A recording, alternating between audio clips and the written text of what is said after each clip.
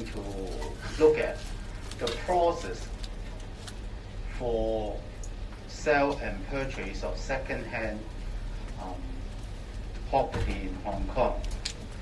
So last time we have already mentioned that we can easily divide this process of conveyancing into 3 stages. The first stage is the contractual state. Now in Hong Kong, the most common way to purchase a second-hand real property is for the purchaser to engage an estate agent.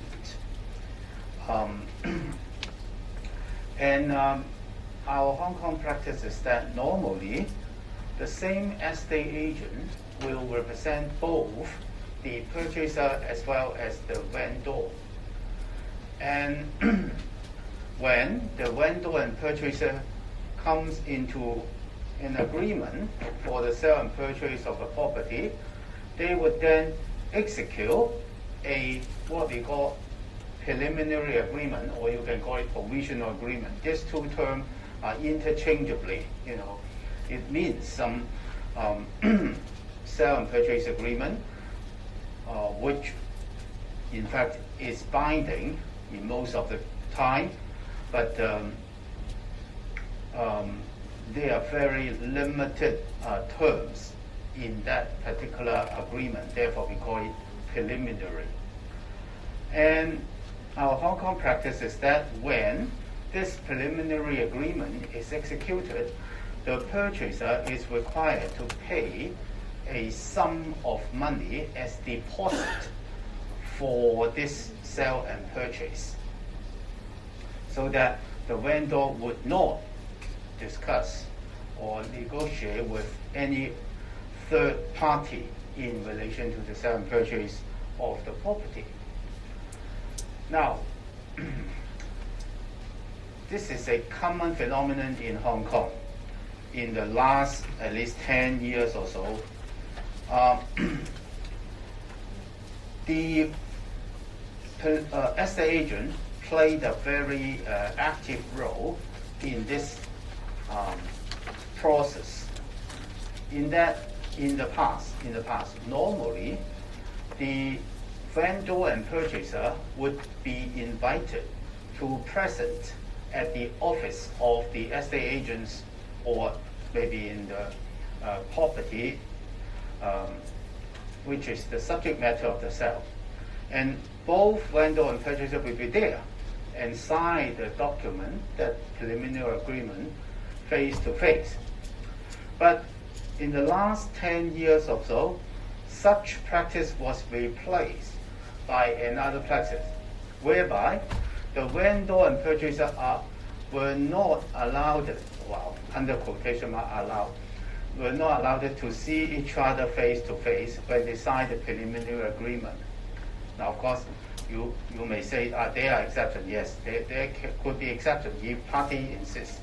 But in most cases, even if the purchaser and vendor present in the same estate of agent's office, they would be in different rooms. And then the estate agent will be the go-between between these 2 parties in the negotiation of the purchase price. Of course, the most important thing is the purchase price at this stage. And a very common practice by the estate agents was that they would invite the purchaser to sign the preliminary agreement first and leave the price of that property blank. In the pretext that the estate agent is going to negotiate on behalf of the purchaser a better price. Of course, the vendor would have named a price for the property, but usually that price is negotiable. So the estate agent said, well, if you want to get a lower price, let me discuss and negotiate with the vendor. But in order to show that you are sincere to purchase this property, please execute a check at a certain amount of money. Well, the amount would depend on the price of the property. And then I will take this preliminary agreement together with this check to see the vendor. And I will try my best to reduce the price to a very desirable price for you. Now, with this check to show your sincerity, the vendor would be more ready to accept your offer. And in some cases, the estate agents would say, well, you can name your bottom line. Say, for example, the highest price you want to purchase this property. If the price asked by the vendor is higher than this property, then I would just call it off. I would not execute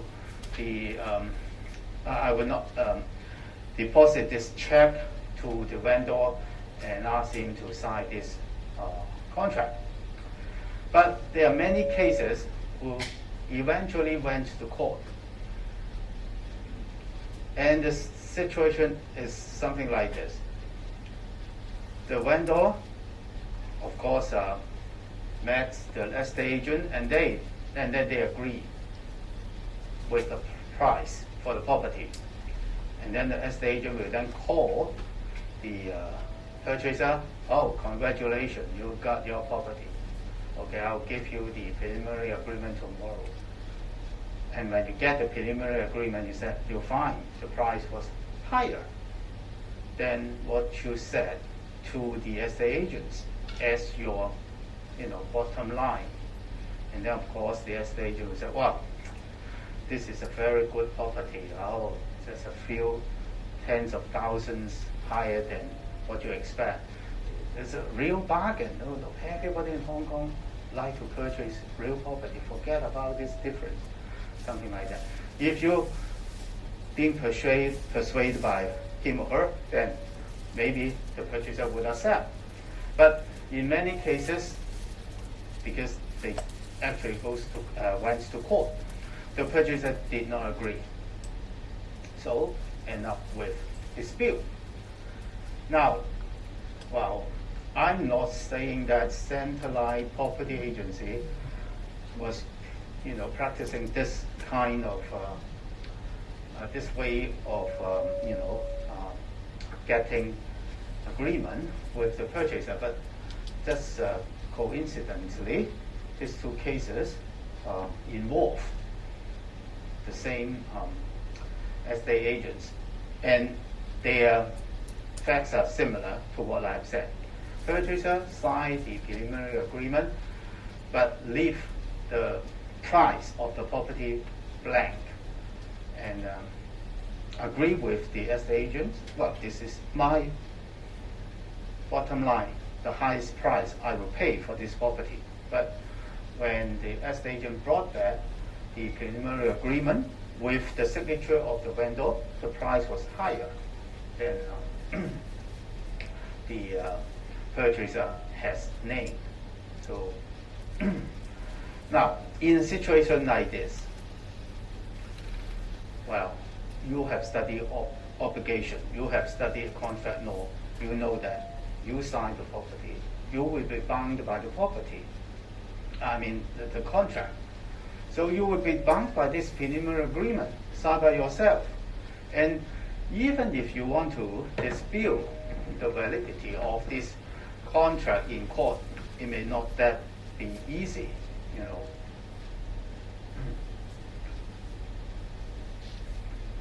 And I thought, well, let me see. It was quite a while. I think it was 2018. I represent an estate agent in a similar situation when the purchaser default further payment. And the estate agents instruct me to sue this guy under the preliminary agreement for the estate agency fee. And, well, maybe I'm lucky.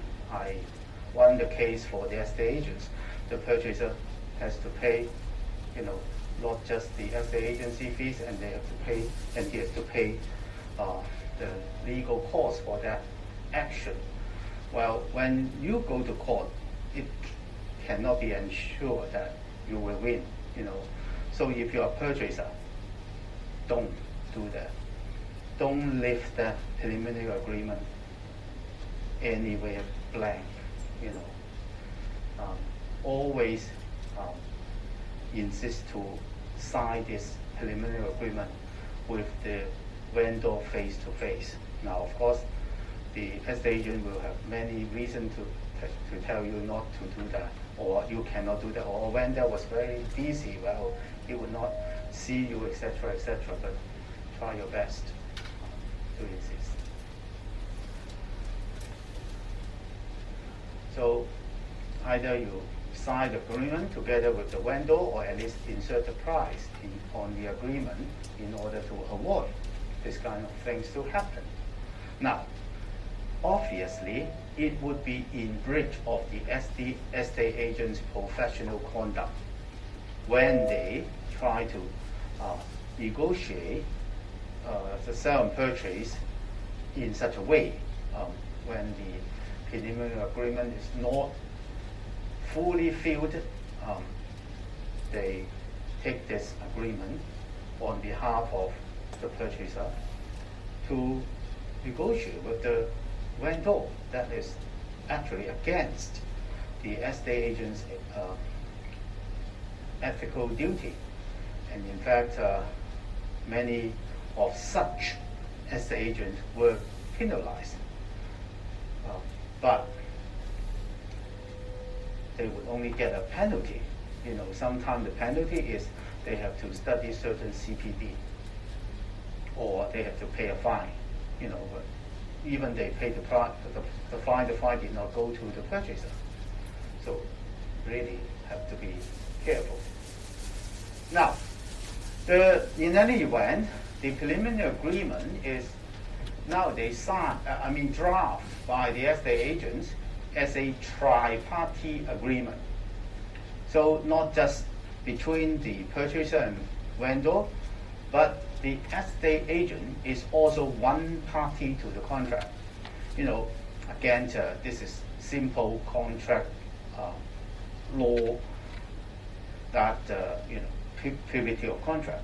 If the preliminary agreement is just between the vendor and purchaser, should any party fail to pay the estate agency fees to the estate agent cannot sue, as a third party, because they do not have privity to that contract. Therefore, nowadays, they would become one of the party to sign this contract. And in that preliminary agreement, there is always this particular clause saying that, the purchaser is going to pay normally 1% of the purchase price to the estate agency. The same apply to the vendor, and then if any of the party fail to pay, then the estate agents can sue by based upon this particular preliminary agreement. Now, of course, in order to make that agreement to be binding, there must be description of the property, the price, and the payment methods.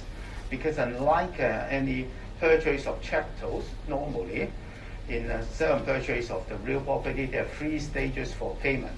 The first stage is the deposit paid to the vendor at the time the preliminary agreement is executed.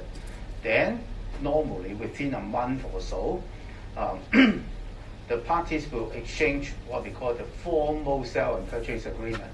The formal sale and purchase agreement would be drafted by solicitors, and there will be more terms in that contract.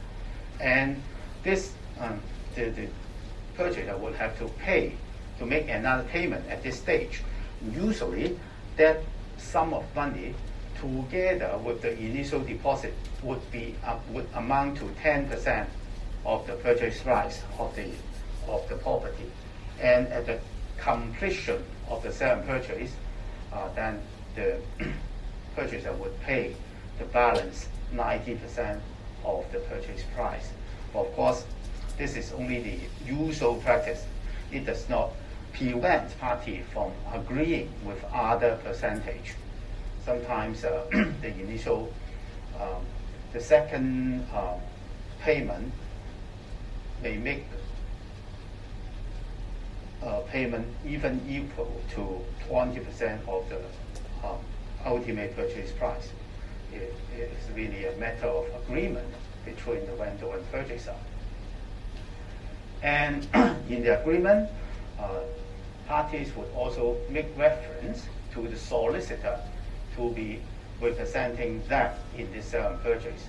But of course, if you do not have any solicitor in mind at that stage, you can always add that later.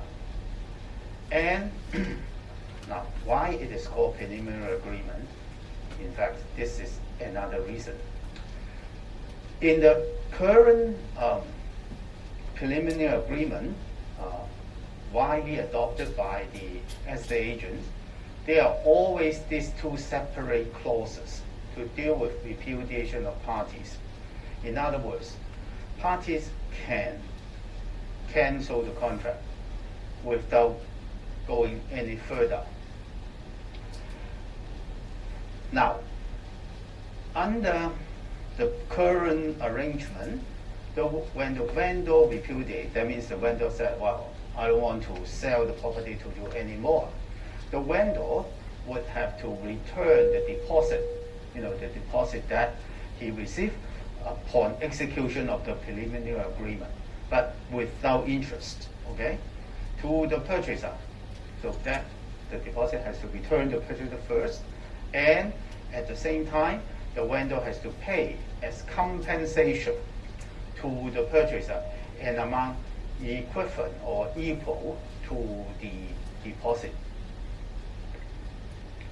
On the other hand, if the purchaser repudiates, the purchaser said, okay, I find another better property, so I want to cancel this purchase agreement with you, then the provision in the preliminary agreement would be the vendor is entitled to forfeit the deposit, and that's it.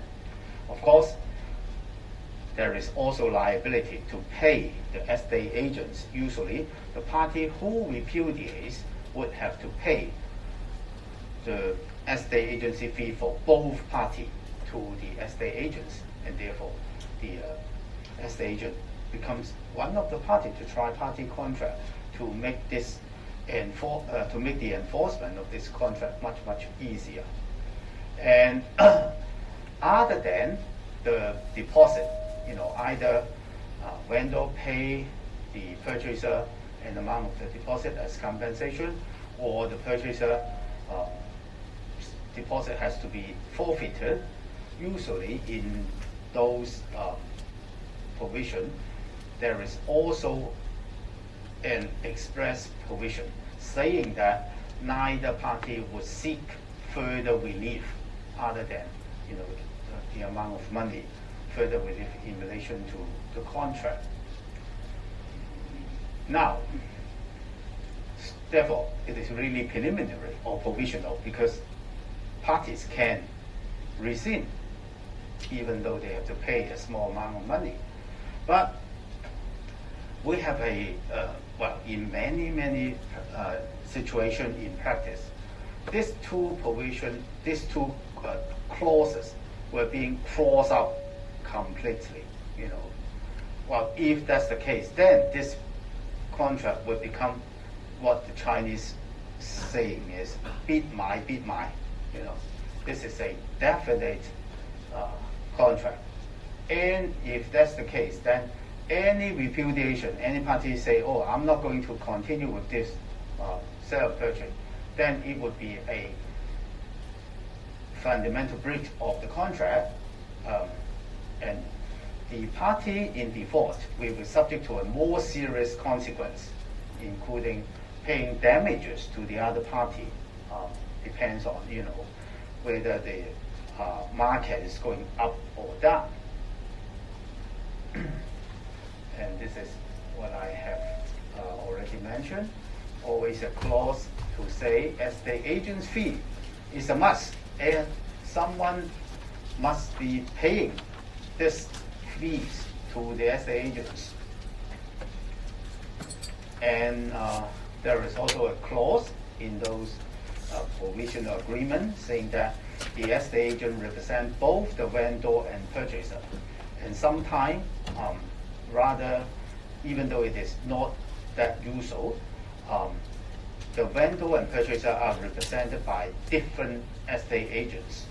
But in some Western country, it is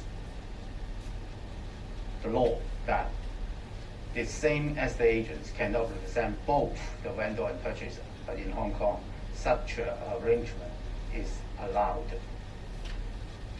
And time is of the essence. It's always there, always in the preliminary agreement. And that would mean any performance under the contract has to observe strictly the time. And there are some terms, there may be some terms implied into the contract.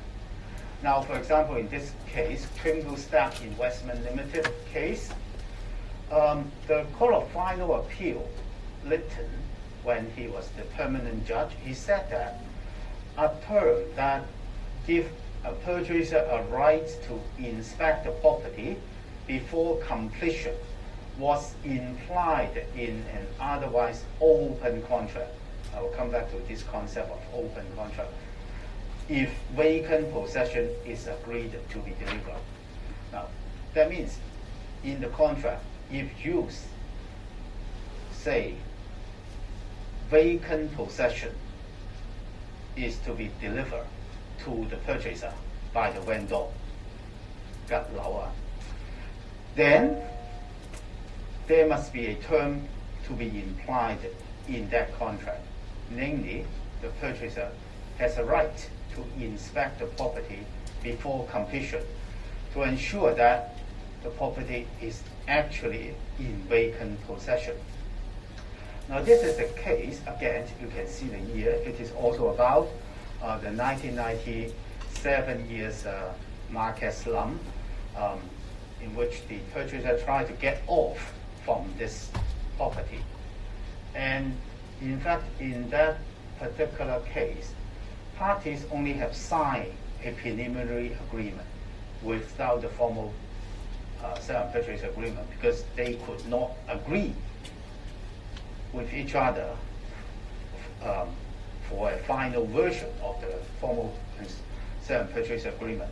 So they only have these few terms, price, the date for payment, and deliver vacant possession, time is of the essence. So, and this is described as by permanent judge Lytton as open contract. So nowadays, open contract can means a preliminary sale and purchase agreement. And there is no formal agreement being executed. Now, again, because of that particular market slump, the court was invited to deal with a lot of such title dispute cases, and many of them are, cases whereby no formal agreement is executed, and as a result, the court has, formulated a number of implied terms to be implied in such open contract. Otherwise, we don't know what exactly the sale and purchase are about. So first of all, even though there is only a preliminary agreement it's implied that the full interest of the vendor in the property is deemed to be sold. And the vendor would produce his title documents for the inspection of the purchaser. Now, of course, if you have a formal sale and purchase agreement, this would clearly spell out as express term. And it also implied that the purchaser would have the right to raise requisition. Remember, this is a technical term. That is to say, to ask any problem that the purchaser detect in relation to the title documents. And later on, the Hong Kong Legislative Council has amended the CPO and Condition 7 of Part A of the second schedule of CPO have a number of terms which are relevant to sale and purchase agreement. And it is expressly said that if or unless there is any express provision to say this Condition 7, the terms under this Condition 7 are not applicable to this particular sale and purchase, then all those terms would imply into the contract. Therefore, it's not really necessary to have a formal sale and purchase agreement, even though it is always better to have the formal sale and purchase agreement. And then another term implied would be the land conveyed matches the description in the contract and is presumed to be free from any encumbrances. Now we'll come back to this concept a little bit later in the next lecture. The actual encumbrances refer to some kind of right which is attached to the land and would affect the right of the purchaser.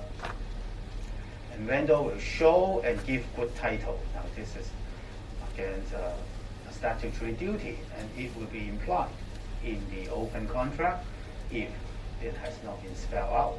And of course, in open contract, that these detailed terms will not be spelled out.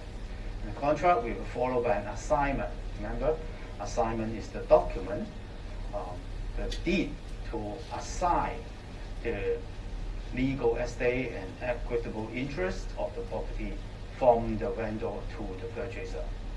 Vendor deliver vacant possession. This is also implied if it is not mentioned.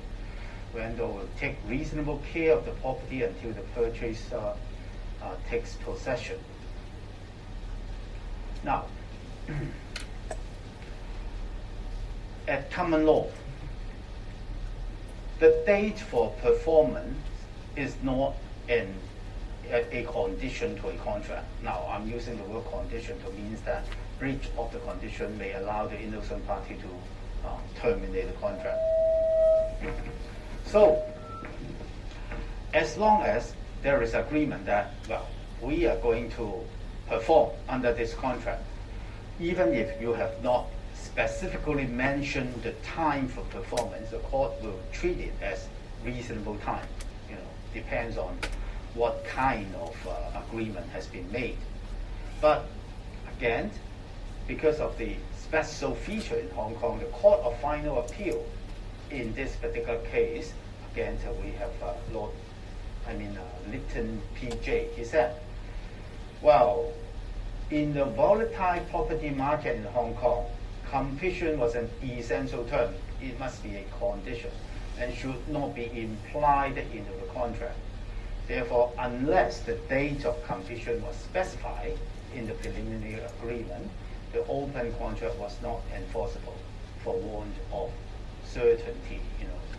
So this is again another example in which the court implied a term in the open contract. So these are the law in relation to the preliminary agreement that you have to know. Now, once this preliminary agreement is signed, sale and purchase enter into the second stage. And at this stage, party would be represented by solicitor. Well, in Hong Kong, it is required that party would have to be represented by solicitor. And the convention would be, it's the vendor solicitor who would draft the formal sale and purchase agreement. And of course, after he drafts this agreement, this draft would be passed to the solicitor representing the purchaser. And the purchaser would then look at the terms proposed by the vendor, and they can disagree with some of the terms. If they disagree that the term could not be inserted in the formal sale and purchase agreement. Now, because of that, usually when the solicitor drafts the formal sale and purchase agreement, they would just draft the most common terms in the formal sale and purchase agreement adopted in Hong Kong. And for example, they would specifically talk about, per vendor, the purchaser would be entitled to raise requisition, and they would also specify the time for the purchaser to raise requisition. Now, if in relation to these requisition, if the solicitor did not spell out in detail what they want, then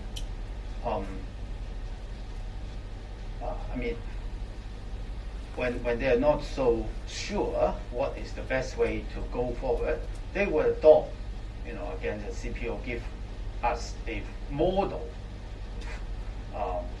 formal sale and purchase contract in the name of Form 2 of the third schedule. They would just, adopt this Form 2, make use of the terms and conditions there, and convert them into the formal sale and purchase agreement. And if they find some of the clauses not useful, they may take it out. And if you are an established solicitor firm, then you would have your own precedent for the formal sale and purchase agreement. And in fact, as I said, the Form 2 actually provides a precedent. You can say it is a statutory precedent for a formal sale and purchase agreement. And you can just pick and choose from the so-called couplings and condition in this second schedule to become the terms in your sale and purchase agreement. And of course, neither Form 2 or Part A is mandatory. Parties are free to amend or delete these clauses and conditions as they like. Now, the formal sale and purchase agreement, now drafted by professional, of course, they would insert terms not covered by the preliminary agreement. But of course, agreement means both parties must agree, otherwise they could not be part of the agreement. Therefore, usually if the say for example the vendor solicitor adopt this Form 2 or Part A, usually they will be accepted by the solicitor representing the purchaser. And of course, the implied term that we mentioned earlier will also imply to a formal agreement as well as an open contract. Now, just to give you some idea about the typical terms that you may come across in a formal sale and purchase agreement. Of course, the first thing is parties to the contract. Who is the vendor? Who is the purchaser? But this is the normal situation. But sometimes we may have a sale in which some confirmed mall is involved.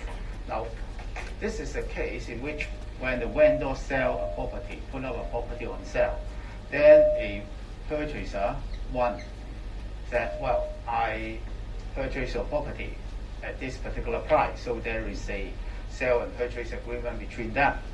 But in fact, this guy does not want to hold the property. He sees the market is going up rapidly, and then he put up the property on sale himself and sell it to purchaser too.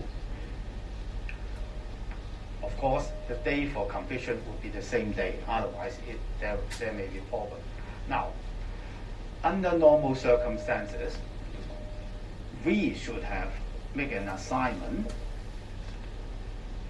to P, and then P make an assignment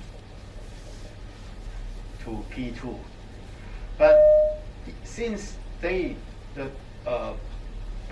day of completion for both agreement is on the same day, the practice would be from V, he execute this assignment to P2 directly. Now, but what about the agreement between P1 and P2? They should have been registered in the land registry. How can I know P1's interest in this property would not be attached to the property assigned by V to P2? Therefore, P1 is also invited to join in this conveyance, and he would be what we call the confirmer. He will, in the assignment, confirm this assignment from V to P2. Now, since he confirmed this assignment, that means he has given up all his rights and interests in relation to the property under the first sale and purchase agreement executed between him and the vendor. So we would have situation like this. Again, in 1997, when Hong Kong was the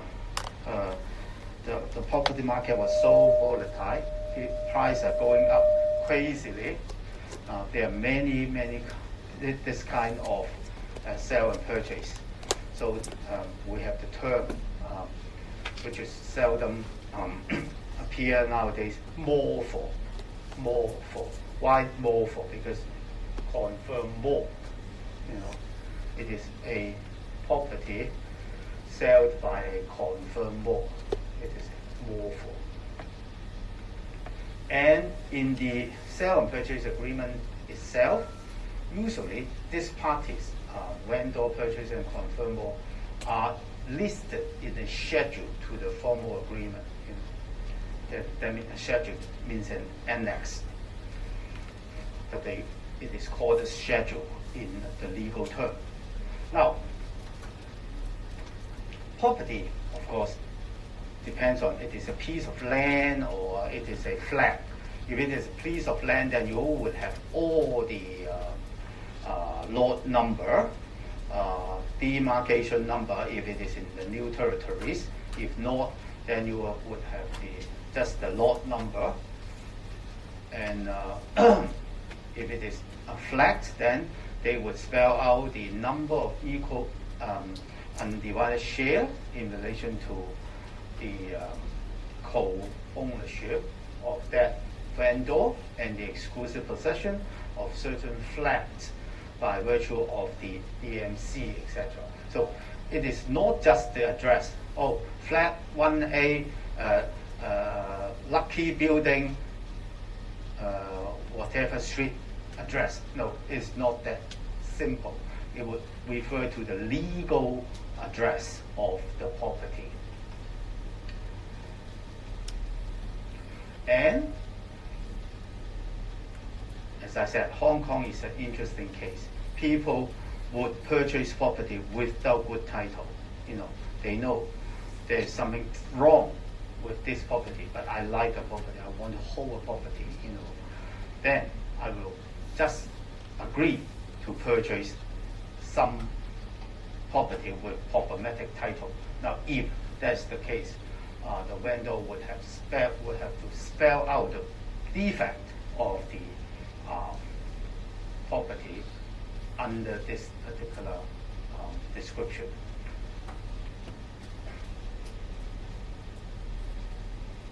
Now, of course, unless there is express provision or anything that could be implied, the interest to be sold are all the vendor's interest.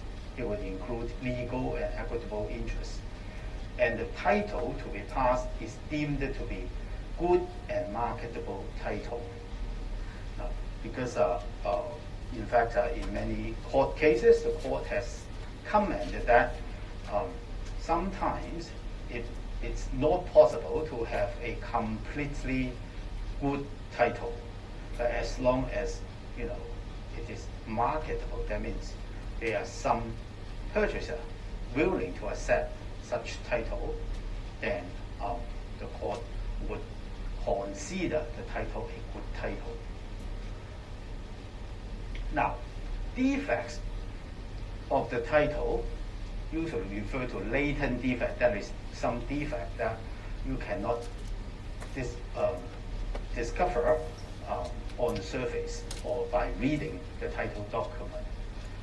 If there is such latent defect, it is the duty of the vendor to spell them out. And there will be both physical and legal description, as I said. Physical description refer to the address and the lot number, section number, any undivided share attached to the property, any easement, any exception, reservation, etc., related to the government list would also be put in this sale and purchase agreement, or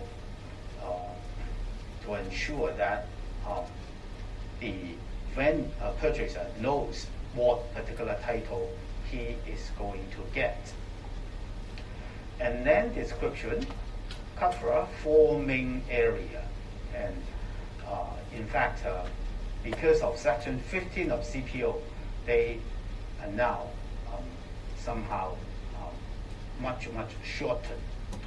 So you have to mention at least the tenure, that means the duration, and the interest of the property, any benefit attached. For example, this particular piece of land has an easement over the adjoining Servian tenement, then you have to mention the easement as well as one of as the legal description. And burden attached, for example, if there is any restrictive covenant attached to the land, you have also to spell out in the legal description. Now, DMC, the deed of mutual covenant, may contain both benefit and burden. And in fact, if you are talking about a flat in a multi-story building, it is always expressly mentioned this particular equal undivided share are subject to the DMC register in the land registry, something like that. And other interests, there is the number of undivided share possessed by the vendor and his right to exclusively possess certain unit or car park space, etc. And well, as I said, nowadays solicitor job is much more easy in terms of executing a lease, because they can just copy the statute. Similarly, for this formal sale and purchase agreement, they can also copy the statute. It is the Part A of second schedule. If they adopt those conditions, all of these things would be there.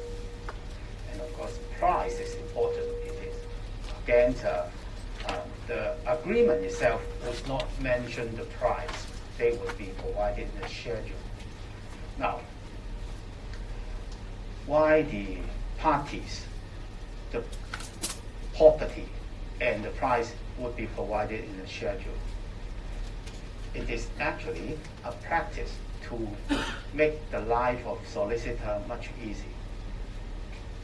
For the agreement they can just use the word vendor purchaser. And this can be used in this particular transaction and in the next transaction and the next transaction. They just change the schedule. Oh, this time vendor is ABC company.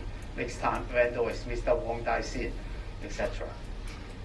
Similarly, the price or the description. So the body of the document is always there. And as I said earlier, mode of payment, that is to say, when to pay and how to pay, would also be spelled out. And there is normally this particular provision. Payment to the vendor solicitor is deemed to be effective payment. Otherwise it would be more complicated. You have to pay directly to the vendor, and you would afraid that what about the vendor after he get my deposit, particularly the more significant deposit, abscond. If you pay to a solicitor, then you will feel much more comfortable. And sometimes parties would agree the payment is to be kept by the solicitor as stakeholder.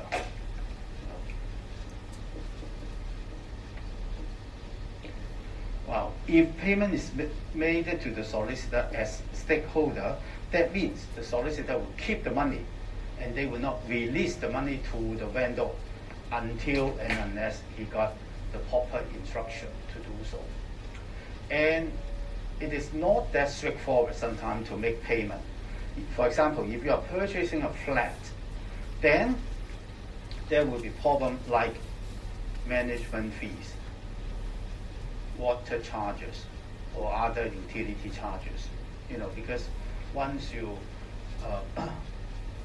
this time for completion may be in the middle of a month, then you have to maybe when you make the payment, in order to ensure that the payment would go to the right party, you would not just make a check, bank check to the vendor or his solicitor in one lump sum.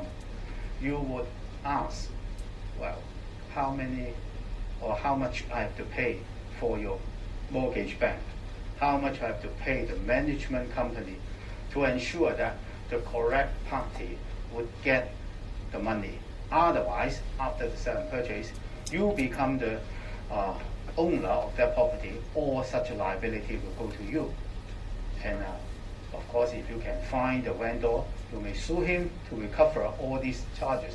What about after he get your money, he abscond? Then the burden will go to you. Therefore, the prudent way to deal with this kind of payment would be final payment split into different checks payable to the mortgagee bank, management office, etc.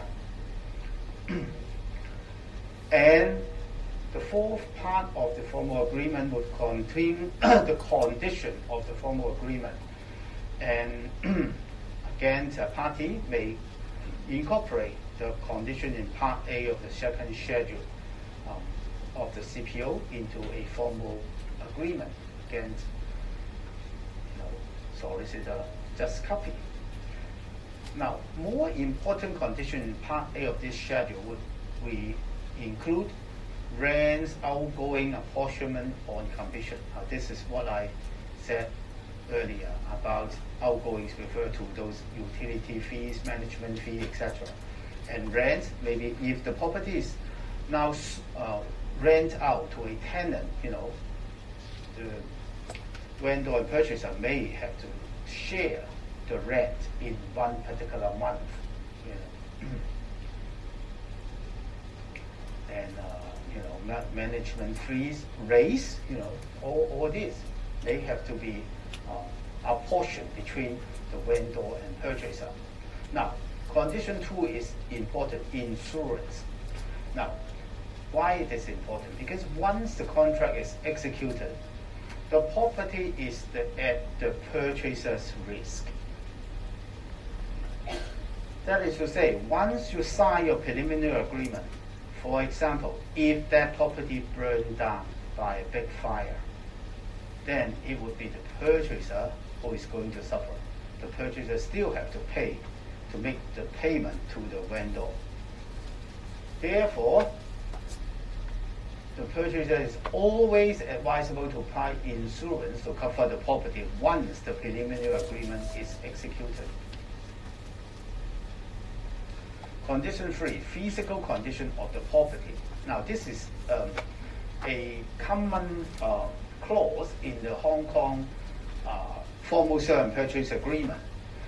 The most important thing you have to remember is this particular word, as is.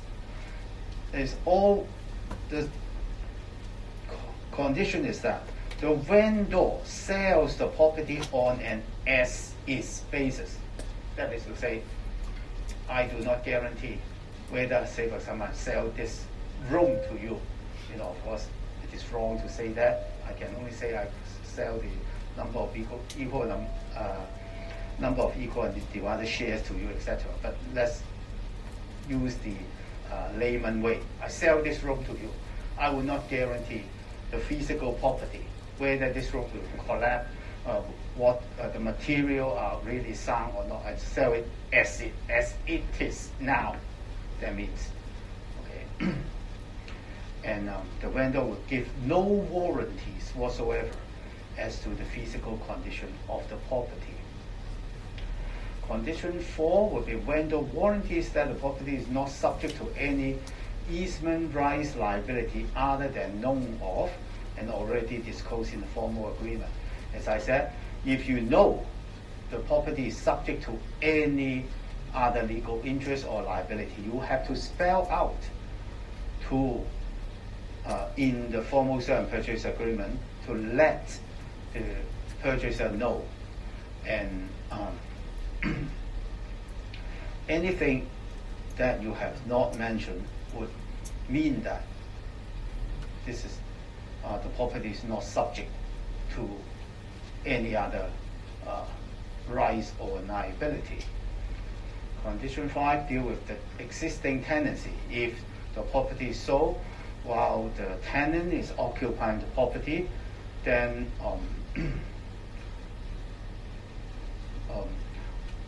what would be the liability and right of the purchaser and vendor?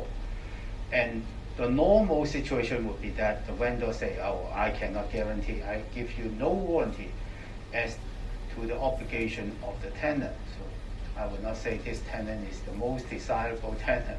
You know, I cannot guarantee that he would pay timely the rent, etc. And now, this is a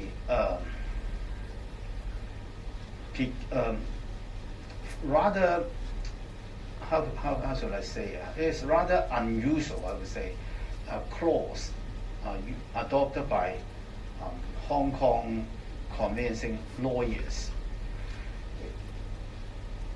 Because under normal circumstances, when the preliminary agreement is executed and party proceed to the second stage, usually you cannot rescind.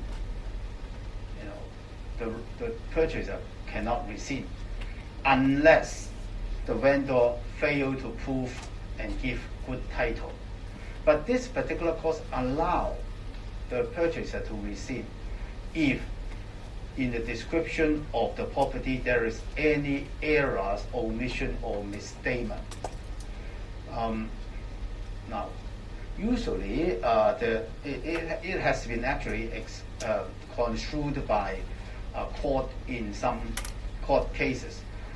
It is the now common understanding that unless the misdescription is so material, so that the purchaser would obtain something substantially different from what he has been contracted to be sold, then the purchaser could not rescind. If there is any error, any omission, any misstatement, he would only be entitled to damages. And condition 7 deal with requisition, which is the most important topic in conveyancing in Hong Kong. Now, under the statute, condition 7.1, the requisition has to be delivered to the vendor at least 14 days before completion. But this condition is very, very seldom adopted by lawyers nowadays. In practice, the condition for raising requisition is always the purchaser has to raise requisition within 7 working days or sometimes 10 working days after the purchaser has received the title document.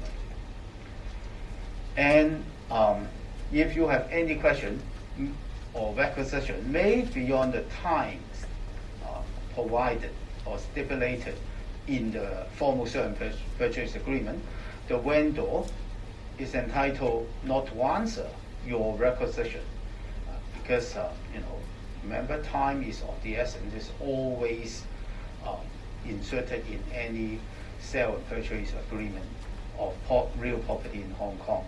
So if they say, well, you have to raise your requisition within 7 working days, then any requisition raised out of this time would not be dealt with by the vendor. He will assume that or presume that the purchaser has given up his right to raise requisition. But we'll go into detail in the next lecture about this because that is an important topic for lecture 9. And condition 8 require the vendor to hand over all the document of title related exclusively to the property. Now later on we'll see what are those documents. And condition 9 again about good title. Vendor has the duty to show and give good title, and he has to use his own means, incur his own expenses for showing and giving good title. And of course, purchaser also have the duty, and the duty is to verify the title. And for vendor, the way to show good title, I think I've mentioned that last time, is to satisfactorily answer the requisition raised by the purchaser. Condition 10 deal with the purchaser failure to complete. That means if after the execution of formal sale and purchase agreement, purchaser failed to complete, then what would be the remedy open to the vendor? Now, first of all, vendor would have power to forfeit the deposit, and he has also the right to claim damages.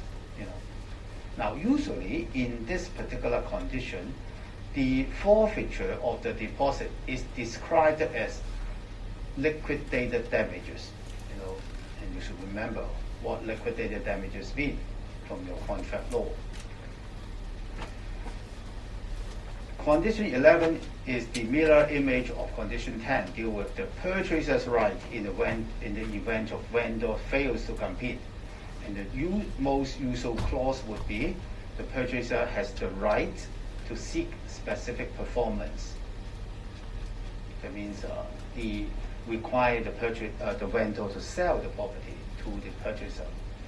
Now, condition 12 deal with the execution of an assurance. Now, again, I just can't understand why they still use this word, because this word in section 2 means an assignment, but why don't they just use the updated term assignment to avoid any misunderstanding? But well, in any event, that is what the statutory condition remains. They talk about assurance. That means the vendor would execute an assignment to the purchaser, or to his nominee, or sometimes to the confirmor. And there are other conditions. For example, something I have already mentioned.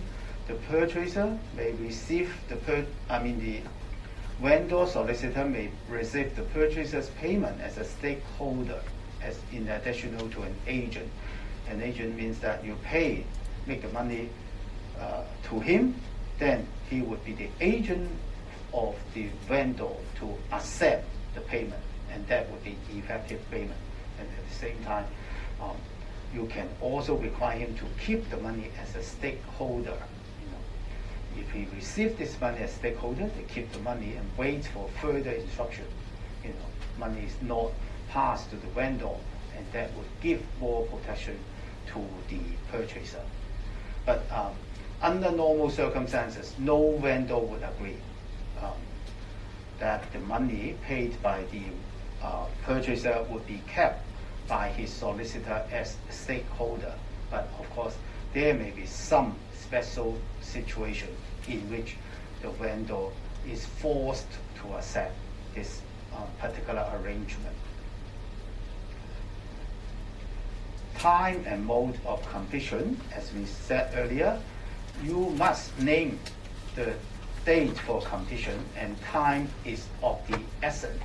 When you see this time is of the essence, that means no matter how immaterial the delay would be, the other party not in default may terminate the contract.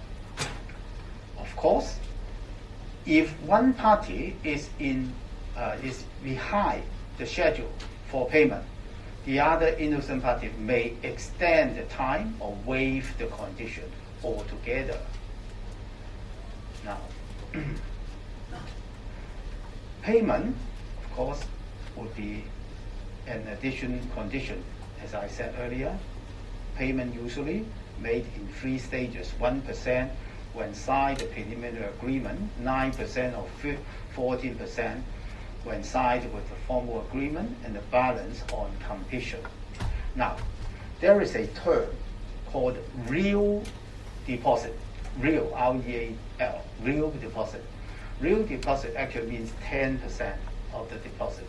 And this is the percentage of deposit that the court may allow the vendor to forfeit when the purchaser failed to complete the sale and purchase. Anything more than 10%, you have to justify why the court should allow you to do so. Now, why we have a 14% or even higher? It would take place when it is a confirmed sale. Now, because if you go back to this diagram, vendor sell it to purchaser 1, purchaser 1 sell it to purchaser 2. Now, purchaser 1 is in a very dangerous position, because purchaser 2 already agreed to purchase the property. He himself would not be necessary for him to prepare for the payment, But what if P2 default? He did not pay. Then he may have big trouble. Therefore, he is allowed to require P2 to pay a higher percentage of deposit. Now, if it is a confirmed sale, usually the court may allow 15 up to 20% of deposit, and the court also would allow, the confirmer to forfeit this higher percentage of deposit. And other than it is a confirmed sale, the court would only allow 10% of the purchase price as deposit and to be forfeited by the vendor when the purchaser is in default. And therefore, we call that 10% of the purchase price as the real deposit. And it has been asked in exam many times about this term, real deposit. It is not anything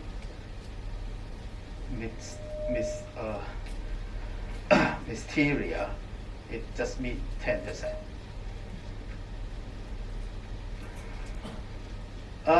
Vacant possession, in most cases, purchaser would require vacant possession unless the property is being occupied by a tenant. Now, after the formal agreement is signed by both parties, okay, this time formal agreement only signed by vendor and purchaser, not a tri-party contract anymore. The conveyancing process enters into the second stage. And in this second stage, the vendor is normally required to show good title, the second stage, from contract to completion. And this is the most important stage for conveyancing because it is the time for vendor to show good title, show that he has good title to the property so that he can pass a good title to the purchaser. And, in Hong Kong,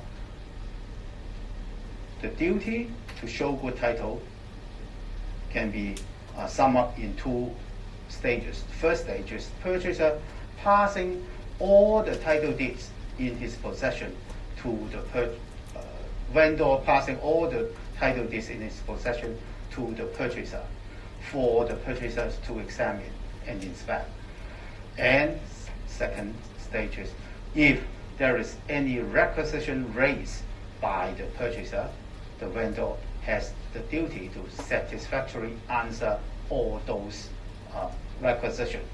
And of course, when he produces or passes the title documents to the purchaser, he has also the duty to disclose any defects of his title that he is aware.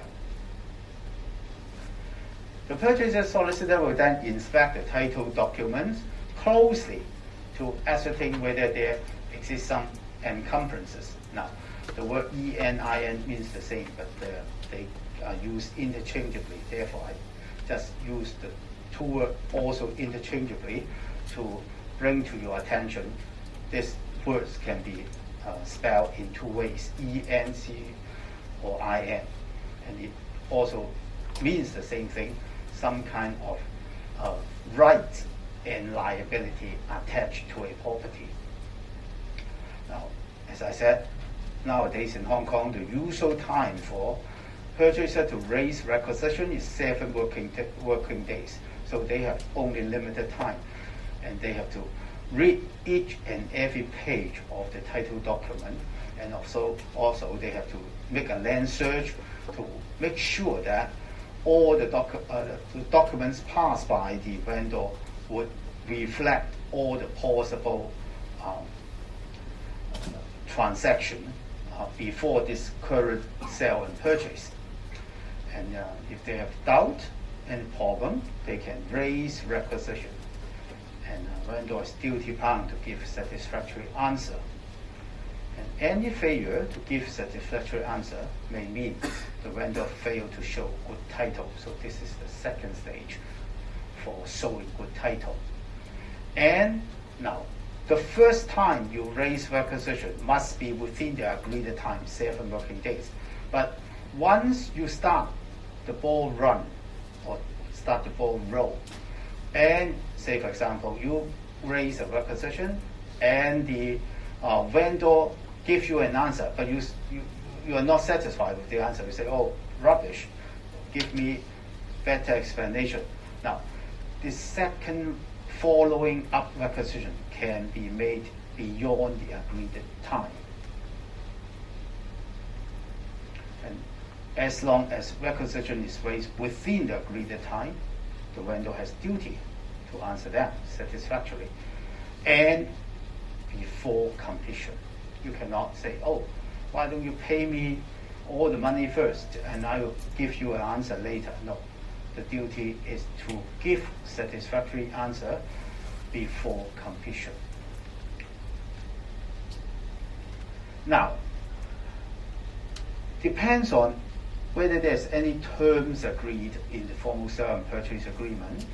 Nowadays, there's normally a clause in the formal sale and purchase agreement which allows the vendor to rescind, that is to cancel the contract, if he cannot or is not willing to answer certain requisition.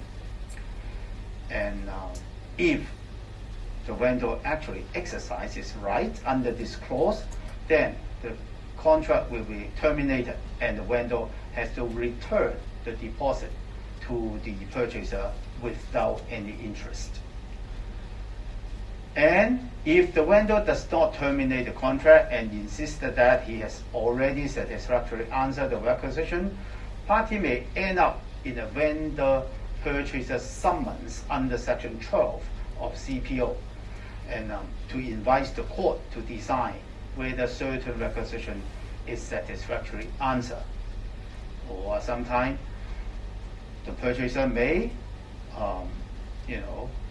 hold the vendor in breach of the agreement. In that case, he can sue him in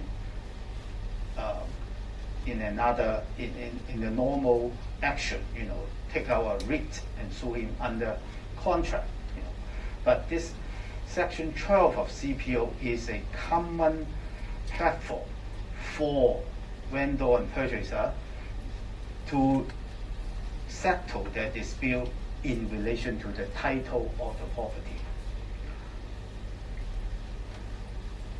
So in other cases, they would go to court to deal with their disputes. And if there is no defect discovered, or if all the requisition satisfactory answer, party may go to the last stage, that is completion. Now completion, there's some law in relation to completion. It involves the payment of the purchase price, of course, in full by the purchaser, and the handing over of the assignment, executed assignment, together with the title document by the vendor. So you give me money, I give you the title and the document. But in Hong Kong, again, Hong Kong is a really interesting place in sale and purchase of real property. Completion is by undertakings. And this means purchaser has to pay fully, but the vendor is not required to produce the title document. He's only required to produce the executed assignment. But at the same time, the solicitor representing the vendor would say, oh, don't worry, I undertake to deliver to you all the title document later when these documents are ready. Now, of course, sometimes the documents may not be in the possession of the vendor because the property is under a legal charge or a mortgage. Remember, a chargee or mortgagee is entitled to hold the title documents as security. So if the property is subject to a mortgage, the vendor may not have the possession of the title document, and he have to settle the mortgage loan before the bank or finance company would release the title documents back to him. And therefore we have this particular concept or practice in Hong Kong, completion by undertakings. Now, the assignment is almost always a deed. Remember, unless you are only talking about equitable interest, you need a deed to create or dispose legal estate.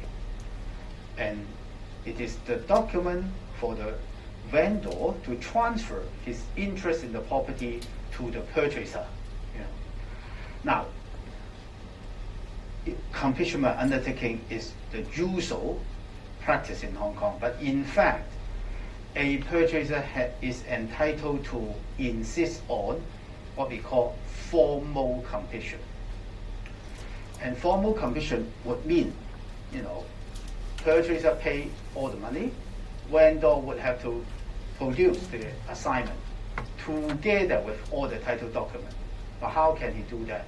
So all the parties concerned, for example, any mortgagee, the bank, or any other related party will all present in the same room.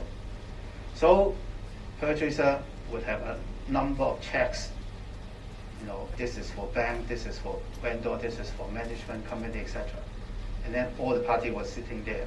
Okay, mortgagee, you release the mortgage, and I'll give you this bank check. Oh, this is a bank check is good. I execute the release of the mortgage.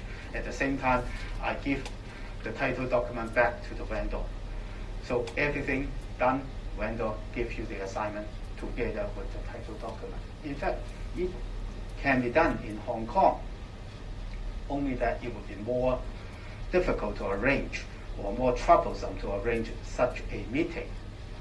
Now, in order to deal with the undertaking, because it actually means that people trust the solicitor. So Law Society has prepared 2 series of undertakings to be used in appropriate circumstances in their circulars. And in fact, this sets of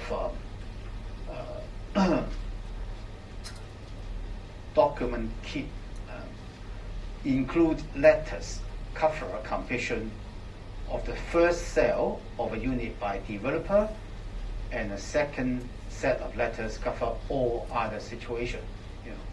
Second hand, it would be in the second set, and each set of the letters contain 4 undertakings by the relevant solicitor. So first of all, a letter from the purchaser's mortgagee solicitor, enclosing the check, because the check comes from the mortgagee, unless the purchaser has money to fully pay.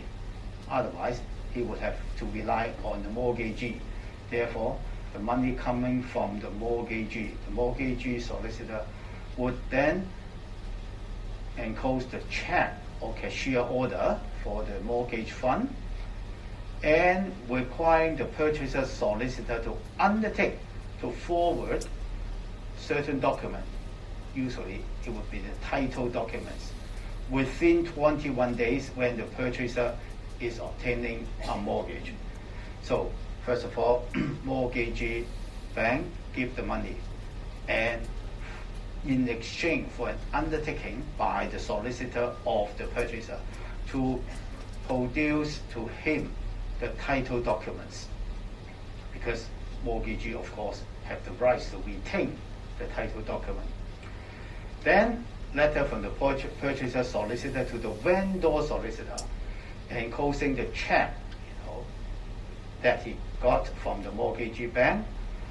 On the undertaking of the vendor solicitor to forward the necessary document, again, it means the title documents, including the assignment executed by the vendor within 17 or 21 days.